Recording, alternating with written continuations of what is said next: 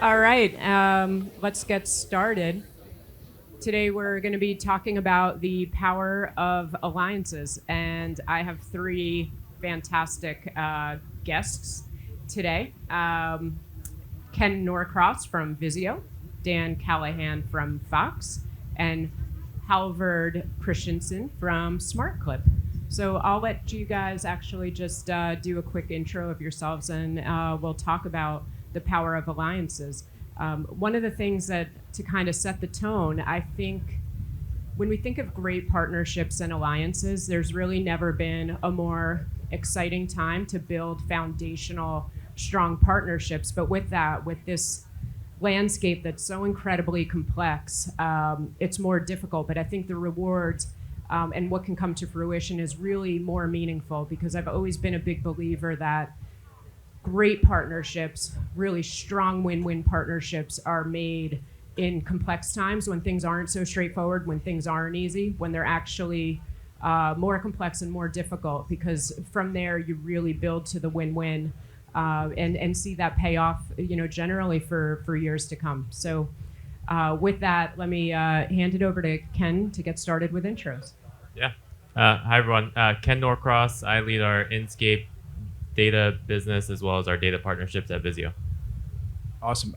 Dan Callahan, Fox. I'm the SVP of Data Strategy and Sales Innovation. And Halvard Kristiansen, I'm Managing Director for smartclip Nordics, with responsible for the media side of the business. All right, so let's just dig right in. I'd love to hear from each of you on just an example of a great alliance that you've been a part of or that comes to mind, and what qualities those alliances held. I'm happy to jump in. I think from my perspective at Fox, partnerships and alliances really are made up of two partners paths today, right? There's tech partnerships and alliances, and then there's distribution partnerships and alliances. And as a content company that's focused on reaching the masses and being ad supported, I think strategically thinking about who is going to help us empower that vision, serve ads, serve targeted ads, and then distribute our great content and apps, across the fragmented universe that we've been hearing about so much this morning and this week in Cannes. So, Val, to your point, it's a very complex and challenging space at the moment, and we have successful partners that have helped us navigate that space. There are still some challenges to overcome, but we work closely with Vizio. Obviously, we work closely with Amobee to help us plan smarter, plan more effectively. Vizio carries our apps and our content. So it's really partnerships like that with both of your companies that help us do our jobs better. Yeah, I would say this is actually an example from a couple years ago that's still happening today. Vizio led a consortium of media owners, including Fox, to create what's called Project OR, which is a consortium of inventory owners to create a standard for addressable advertising. It really focused on the technology side, but it brought everyone to the table. So to your point about complex issues, those are issues that affect the entire category or industry, right? And they get solved better, not when they're in a silo, but when you come together as a group of everyone who's kind of facing that challenge. So I think that's a good example, because we came out of it with a standard for addressable advertising. I mean, now there's a whole other side of like the business complexity issues for addressable advertising, but it solved kind of the technology piece of it for us. So I think that was a good example of the industry coming together. Yeah, Halvard. Yeah, I think from Sweden, it's a bit early to say whether it's successful or not, but we have something called the Premium Video Alliance, which is, from my perspective, a very interesting one. I've actually been part of that from both sides of the table. So the Premium Video Alliance in Sweden, we have 3 broadcasters. That's the whole market in Sweden. And we managed to get all 3 of them to join forces at a common marketplace where they're actually offering the reach together towards the market. Can I tell a story? Sure, please Thanks. tell. No, so I used to work at one of the broadcasters called Viaplay Group today, and back in 2015, we actually met all 3 broadcasters and sort of agreed, yes, we need to work together. But at that point, online video was kind of a new thing, and I remember Discovery Guy was like, no, before we have a joint party, we need to have a party at our own place. Time goes by, nobody's actually making it to the markets. The missing piece was actually the neutral ground, which is now held by smartclip. And my first day at smartclip was 1 year ago, and the first thing I did was to join the meeting where we actually started up. So it took 7 years approximately from we started talking about it to actually realizing that we need to do this through a common ground. Yeah, I mean, it's such a good story because I think about, and all of you touched upon it, there are lanes for collaboration that are unique and that make sense. But in this, frenemy landscape, if you will, where there are lanes where certain companies will compete, but then there are other lanes that are appropriate to collaborate and move the industry forward.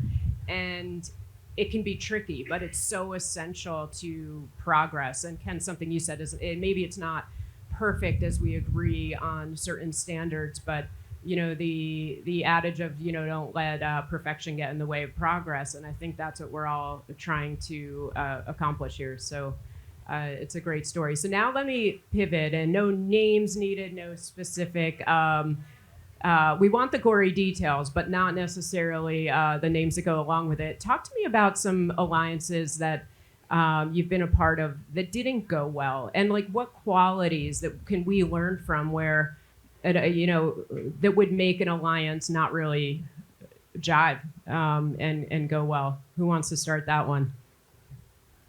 I can jump in again. Okay. Once again, back to the. I spent 12 years in a company called Schibsted, which is basically a newspaper company in Norway, and I was honored to head up the first database product back in 2009, where we could have all the data from a classified sites, and we could have the impression from the biggest reach provider in Sweden. Now, problem was that we never agreed on what has the most value. Is it the data, or is it the actual impression? So I was working together with a supervisory board consisting of the 3 biggest dailies in Sweden and the biggest classified sites. And I remember the first board meeting, the sales director of the biggest reach provider, meaning impressions, he just entered the room and he said, guys, I've seen the agenda. I'm going to have 90% of the revenues to the impressions. Try doing this without me. And he left. I think it's a very, very dysfunctional alliance where we're trying to, and given the fact that this is actually happening inside a company where all companies are actually owned by the same mother company, but still we don't make it work due to internal reporting lines or what's the value of. We don't see the value of the alliance rather than the value of each and every dollar, I think. Right. Yeah, and being present and engaged is probably a key first step. Not leaving the room. That's a great story. Dan, you've got to have one. I mean, I've got a few that come to mind. As you said, not going to name names or air grievances here, but I think like the key in a partnership or an alliance is having that shared vision, open lines of communication, trust in your partner. And I will say what has happened over the years, to no fault of some of the technology companies, they've been acquired, and when they're acquired by a well-defined competitor of ours, they become harder to use, or we stop spilling my water. Sorry, Ken. We look to pivot or use a different platform. And I think it's going to be challenging in the next few years as we continue to look at content distribution and platforms like Vizio that now have free channels and their own versions of AVOD. We've got Tubi in our own version of AVOD. There's going to be some competition and butting of heads there. And that race, like you mentioned, impressions versus data. We've seen some platforms, let's say, get a little big with the number of users they have, and they feel their footprint is more valuable than our content. And there's definitely a tug of war now of kind of quantity versus quality and who means more to who. I would argue that the content on the platform is what attracts the audience and gets the eyeballs there.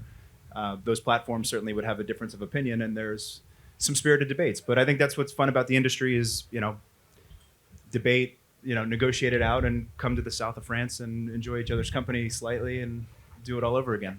Yeah, we should do a second can maybe to make progress. We should do this twice a year instead of once. Is that what you're suggesting?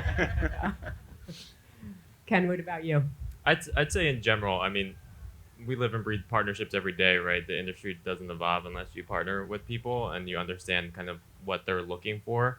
But a lot of times vendors or companies come into a negotiation with throwing their weight around and having very high demands where you feel like you're not getting any benefit. And that actually happens quite a bit, to where it's like not even worth an alliance or partnership, even though you know it could move the industry forward, but there's no benefit to you and they receive all the benefit. That happens actually a lot, and it actually stifles a lot of the collaboration and innovation within the space, I believe. Yeah, I think the key theme is really zeroing in on objectives, right? And because amongst an assortment of objectives by every company, like what are the common goals and what's the singular objective that we can collaborate on, that can be a collaborative lane, and zero in on that and stay true to that, because I think that's where progress happens and these great alliances happen. If we try to do too much from the outset, it gets pretty messy, right? Because it's a messy time in the industry. I think it's really complex. I think that happens a lot too, where you start out in one place and then it's like four other things get tacked on to this collaboration. You're like, okay, now it's like too messy. Yeah, I mean, I know I do it just to stay disciplined. I'm like, all right, let's go back to the original objective, because we can start getting into a place where we're trying to achieve 5 things where we started out trying to achieve 1, and it's just being really disciplined about going back to what problem are we trying to solve, and can we solve that better with partnerships and alliances, and if so, let's figure out how to do that and somewhat compartmentalize, make sure it's not at risk, but the other things, let's not try to solve everything all at once, because then it's, my experience, it becomes paralysis. So what do you think, Halvard, like what would you say are some of the partnerships, alliances that you either predict or would like to see really transpire in the coming, let's call it 12 months? Oh, I think the crystal ball. Yes, the crystal ball, please. No, but I mean, as you say, we're living in a messy time in the industry. I think there's new frenemies, enemies, or partners popping up every now and then, or every week at the moment. I think we have not seen the last of the consolidation, but I think that the partnership and the alliances is probably the answer to, instead of being in a consolidation part of the business, you can join forces in such things as alliances and etc. I'll be very careful to predict what kind of alliances, but I do think that the only way that you could reach a scale outside your own company walls would be to join alliances or going through mergers. And I think that the alliances is probably the right way to go, because you still need to have, as you're talking about the innovation part of it, I think innovation drives by still being somewhat competitors or learning from each other in this kind of messy time of the year. I mean, when I was in the newspaper industry, we weren't sure who our enemies was, because our enemies used to be the other newspaper companies. And at some point, it stopped being them. We actually realized at one point that we would go bankrupt if they went bankrupt, because we had to share distribution to get the actual printed newspapers out on the streets. So I think it's moving a bit too fast at the moment, but I think we'll see both consolidation at a huge level, such as, I don't know, Apple buying Netflix or those kind of levels. And I do think that as we move along now, and it's kind of a messy time in the industry, the need for alliances is increasing. And how that will turn out, well, I wish I had the crystal ball. What do you think, Dan? I mean, I think there's the foundation of a few, quality alliances today. OpenAP still has a lot of potential when you think about the now 4, major U.S. broadcast networks that are coming together to try to help define standards and workflows, and that's a big step. We were talking yesterday about how, you want to get the foundation of the house right, get the plumbing in place, and then each network is going to go off and do their own, special fixtures or customized bespoke capabilities. But, there still needs to be some, starting ground of equal footing to get that OpenAP partnership out the door and growing. I think the smart TVs coming together around Project OR would be great, seeing some greater collaboration around the spec that Ken mentioned. And then it's interesting to see the linear MVPDs, Dish, DirecTV, Comcast working together on their unaddressable approach as well, right? Where they understand like each one of their footprints individually is too small, but if they come together and help enable the workflow for everybody, there could be benefits for all. So I think those are a few that we're on the brink of, and it'd be great to see them really take shape. Yeah, agree. And I think OpenAP is such a great example. And I was at Viacom in the years that was developed. And this idea of consistent segment definition and audience and workflow and understanding outputs on the back end in a unified, consistent way was so important and innovative, and continues to play a really big role for companies that compete out in the marketplace, but want to provide a value to advertisers so that they can better understand what they're buying. So it's such a good example of a win-win.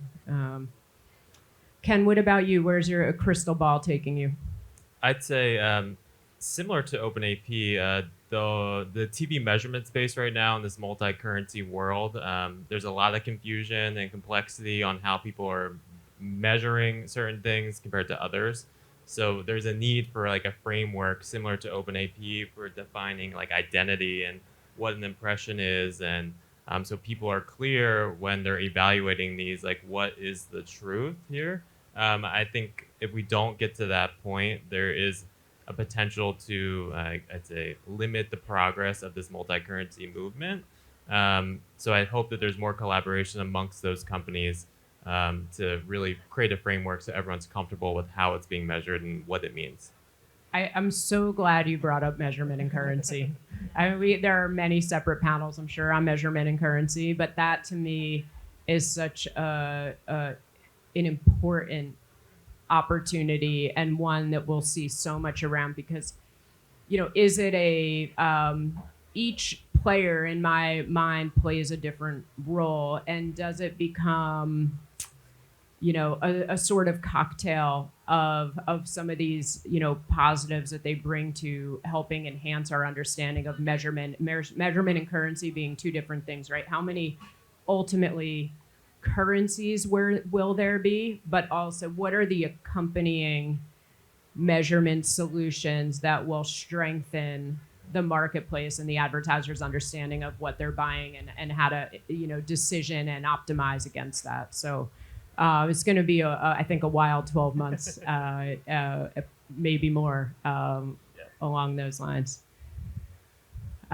So what else? I mean, what do you guys think, Dan? Like, I'd love to understand where your head is on the future of measurement and currency as it relates to some of those alliances. I mean, my perspective is I hope it gets easier. We were probably pitched 25 different unique ID solutions on the walk over here this morning, so there's no shortage of options and folks claiming to have the magic bullet to fix it all. But look, I think that we almost need to better define measurement and currency. I think 99% of things, 100% of things are still posted on Nielsen, right? If that's the currency, but measurement can mean so many different things, and they're not really interchangeable. So many times you hear somebody use measurement and currency quickly in the same sentence, and your head starts to spin. So having different measurement to inform a greater level of granularity of what you're getting within an adult 25 to demo is fantastic. We're still going to transact on Nielsen, but we're going to be able to use different data sets to enrich that, tell a better story. I think at the end of the day, continuing to give TV the credit it deserves, our content the credit it deserves, and say that, it's made up of all of these unique things that are valuable to your brand, in addition to the broad audience that you're delivering against. Yep. Halvard, I bet you have a unique point of view on this as well, non-US. No, but I think that the whole measurement versus currencies is a very valid question to ask, especially in terms of alliances, because you need to kind of agree, what are we measuring here, or what is the currency of the whole alliance project, and that's kind of the foundation. But with risk of being a bit philosophical, I think also this digital era has brought with it a lot of, we're getting more answers than ever. But with all the good answers, you also get a lot of questions, yeah? So I think we need to be better at asking ourselves the questions. Do we measure this because we can or because we should? Because when I started the data project in 2009, what we had available of data at that point is close to a garden hose compared to a fire hose or Niagara Falls today. It's huge amount of data you have there. And to be able to ask the question, should we measure this? I actually asked one of the agencies in Norway a couple of years ago, and he said, we're measuring more than ever, but the answer we're looking for is not in one single report. So we're measuring viewability on one side, completion rate on the other side, But why don't we measure viewability and completion in the same measurement? Because an ad that is completed without being viewable ain't worth nothing, and the other way around, if it's viewable but not completed, well, it might not be the same value to it. So I think we need to be better at asking ourselves, why do we measure it, and should we measure this, and what does it actually mean? Understanding the data, I think it's going to be a huge thing in the near future. Yeah, I mean, it's such a good point. I love it. Like, just because we can measure it, should we? Yeah. It's brilliant. I think in a kind of similar parallel path, it's, audience targeting has been clearly such a big focus and incredibly powerful when used, right. But as we look at a future data deprecated world, the idea of context and brand is coming up again, and it's full circle, right? That's always been important, but I think it took a back seat to a lot of this audience about the capabilities around really niche audience segment targeting. And I love that brand and context are back in the conversation because they've always been incredibly powerful, and I think now have a refreshed focus in this data deprecated, context. And I wonder where that goes in the next year. Do you have, any thoughts on that in terms of the balance of the importance of audience and data, but let's not lose this brand and context piece. Yeah, what's old is new again, right? Everything is like literally comes back, which is hilarious. I think it's super important. I think brands are realizing it too, instead of being so hyper focused. As a data guy, targeting is extremely important and extremely valuable. Also, expanding your audience is extremely valuable to your brand and understanding kind of what other audiences are doing when they see your advertising. So I think it's going to be a bigger part of the story as we continue to move forward, especially in TV. I mean, it's always been kind of in TV. Broad reach is the key. I think it's great timing, certainly for Fox. Content has always mattered to us. It always will, and greater transparency into that, right? People questioning, I bought this audience, but I have no idea where it ran. And the ability to work back with the premium content companies to not only know where you run, contextual adjacencies matter. I think you're beginning to hear people talk about engagement and attention again, which talk about rinse and repeat. That's back. But yes, I mean, the goal of being able to target within premium content versus, I can buy an auto intender for $7, but I have no idea where it ran up. Or to your point, was it viewable or did it complete? And, buyers have kind of woken up to, buying cheap didn't mean it was better. And sorry, jumping in just quickly, but I also think, circling back to the whole alliances point, I think the whole targeting game will always, unless you're really niched, is going to be about having reach. Huge reach means that you probably have huge reach also in the target group. So I think circling back to the whole alliances, searching for alliances or frenemies, to use that word, outside your company walls to gain that reach also in the targeted world will probably be a significant part of the future, I think. Agree. Well, we are just about out of time. Thank you so much, each of you, for that perspective. Do you have, as a closing thought from each of you, I'm curious, is there a conversation that you came to Cannes hoping that you would learn more about, whether it's the currency measurement conversation, are all impressions created equal? There are a lot of different hot topics here. Is there one takeaway? I know we're early in the week at this point, but that you want to leave with by Friday as we depart back to, many of us, to our home states or countries? I could start. I'd say on the measurement piece, really getting from the sell side how they're viewing the currency versus measurement debate and what that's going to look like from that perspective in the next 2 years is something we're looking to really understand. I think for me, it's the continued conversations around proving out unique digital audiences. We talk about deduplicated digital reach. We talk about what 2B means to the Fox portfolio. And I think we're starting to see a lot of that research come back in. We're presenting something later in the week on Thursday that sort of, again, speaks to the complement that AVOD and streaming provide to still these linear live audiences that Fox delivers. So I'm excited for those conversations Thursday and just, again, whittling down sort of who the partners are that help us tell a better story, help make our clients' lives easier.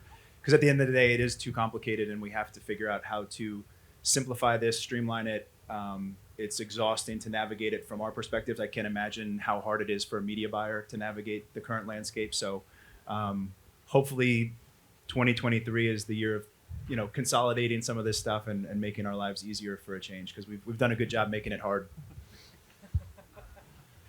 Yeah, and from my side, I think the measurement side, as obviously we see the cookie leaving us, which has been fundamental in the measurement side, not necessarily the currency side of the business, but that part, and also, as you mentioned, the rise of context. I think that's going to be a huge topic in the future, and I'm really interested both on the creative side.